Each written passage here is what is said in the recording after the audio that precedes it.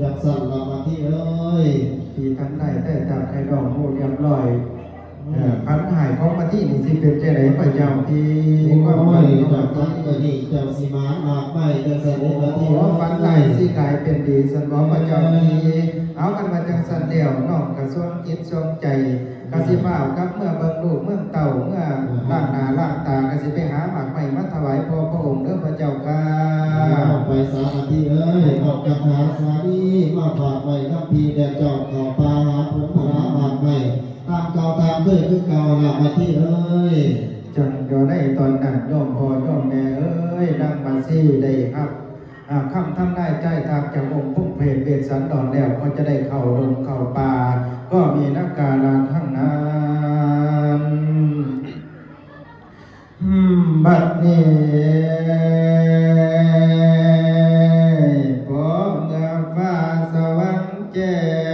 งสายนาภายผ่าบวงอาภาสวดิญญาโต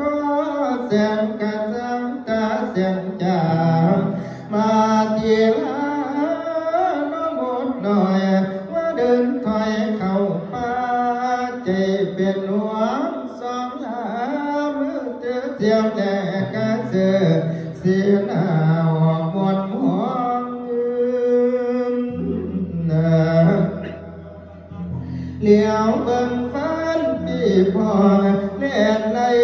ว่าคุ้นกันกะเล็บตูกลวงมาลาเอาตายตรงน้ำกาบก่อนน้าว่าวันนี้ล้างบ่ดีเสียมีเรื่องปลามาไม่ว่าหมดเกี่ยงว่าบ่เห็นว่าเที่ยงเจ็ดจวนตั้งหลายเอาแต่เมามืออื่นฝืนใจไปยามสามีและลูกตนสิวดแดงแกงสะเทียว่าอดกันแกงสะเทียอดกันเกือบตาวันของกันตาเสียงกระโดดออกจากปากกัตาตัวเกลียวยิ่งคือคนเถื่อนว่าแกลีล้างเยี่ยยังตั้งแต่กี้บอกเคยปลูกมาป่าสูงอายุโอ้ยพลาผลกะเศร้าสูบในในตายแน่อาเทียนทอนแสงจ้ามาเทียนอยู่กลางป่าพระเวทธรรมนบุตตาปานังกาเที่ยวแจ้งแสดงให้มาพูดมาเที่ยวเวียนสอบคนกวดกวนว่ามันแสงเหยียบด้วยยังไกลตัวว่าปีกยิงกันเหนือน้อยหนึ่งเกี้ยนบินเสียวมายุ่งเยี่ยงว่ากูลวงโอ้ยสวยเย็ดแสงดวงเกิดปรากฏว่าอ่อนพาพาว่าบ่บางน้ำไปหยุดพักยังว่าเศร้ากูกระดุนสนิวนย้อย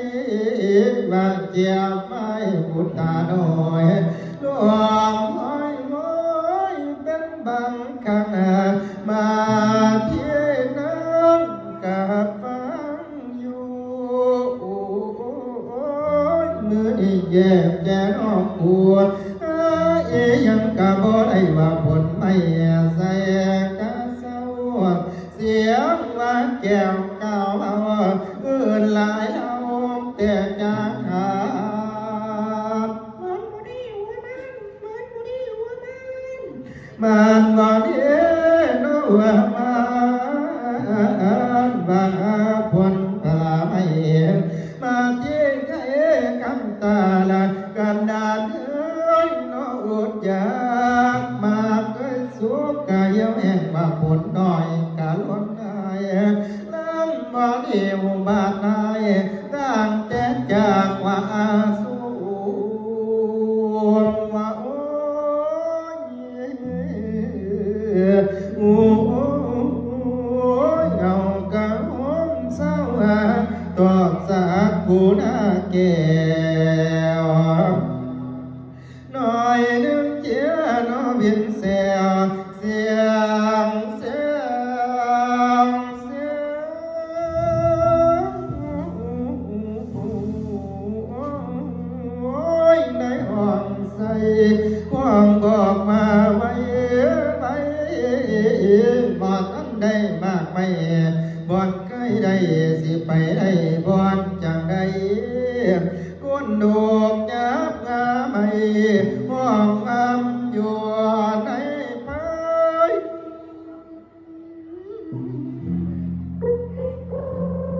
เป็นนกกระโดดห้องสิวะนกเขาหอกกรุกกรุกโอ้ยนกใส่หัวตกน้องดินแม่นว่ายังดียังแท้เส้นยอมเตี้ยไก่สีดวงมาเที่ยให้ฟังแน่แดดกำเดือนกำลังเกศเจ้าได้ก็บ่ได้พอได้ใส่กระเสื้อน้อยหนึ่งน้ำเกือกรวมนุ่มเท้านอนเกี่ยวหิวว่าหน้าน้อยยันอีกว่าให้ยินควันกูเสียงจอเจ้านอกกันดวงถึงกบให้นกเอียงโอ้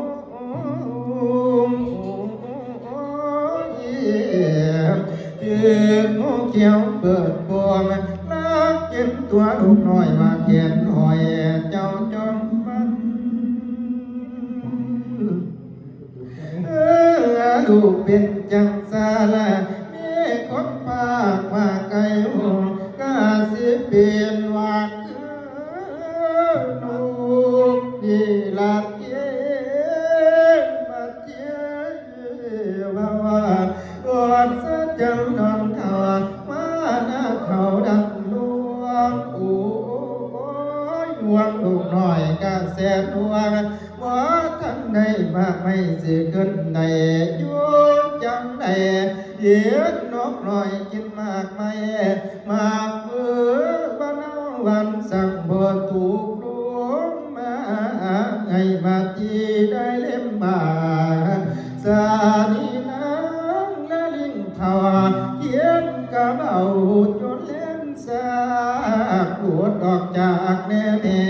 ดูดออกจากปากแน่แน่นั่งไทยได้รอดิมน้อยตาเพียนน้อยเข็มยายพายหนึ่งสองสามเป็นเวลาเกินกาบวกเสียก้องคอยถามเตือนเวลาขึ้นบ้านมองตามทางก้อยจิ้มเพียงกีดกันเองดูน้อยว่าป่านนี้เสียอยู่ก้อยตอนนี้หยุดพักไปสะก้อนตอนเดินดุงตอนนั่งนกจากป่าสิเกิดนั่งอีหยังนาล้อฟังกันตอนหน้าป้ามาหน้าก็สองนอ